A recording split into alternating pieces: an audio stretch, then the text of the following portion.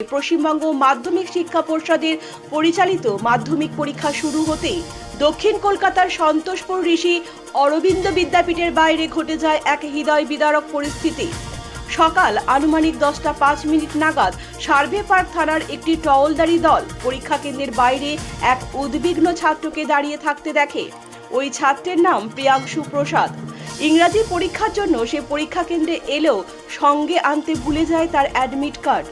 ফলে পরীক্ষা কেন্দ্রে ঢোকার অনুমতি মিলছিল না। মেধাবী ছাত্র প্রিয়াংশু বরাবরই নিজের ক্লাসে প্রথম হয়ে এসেছে। তার পরিবার অত্যন্ত সাধারণ। বাবা পেশায় রিক্সা চালক এবং মা সবজি বিক্রি করেন।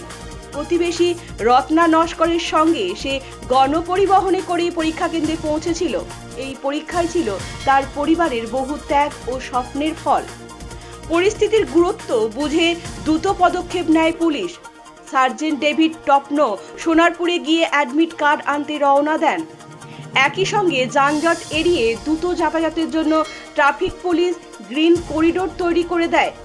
প্রায় 15 কিলোমিটার যাতায়াত শেষ করে পরীক্ষার দরজা বন্ধ হওয়ার ঠিক আগ মুহূর্তে অ্যাডমিট কার্ড নিয়ে ফিরে আসেন তিনি। শেষ পর্যন্ত সময় মতো পরীক্ষা কেন্দ্রে প্রবেশ করতে পারে প্রিয়াংশু। পুলিশের মানবিক উদ্যোগ দেখে অভিভাবক ও উপস্থিত মানুষজন করতালিতে ফেটে পড়েন। অনেকেই কলকাতার পুলিশের এই মানবিক ও দায়িত্বশীল ভূমিকার প্রশংসা করেন। ব্যুরো রিপোর্ট, পজিটিভ বার্তা।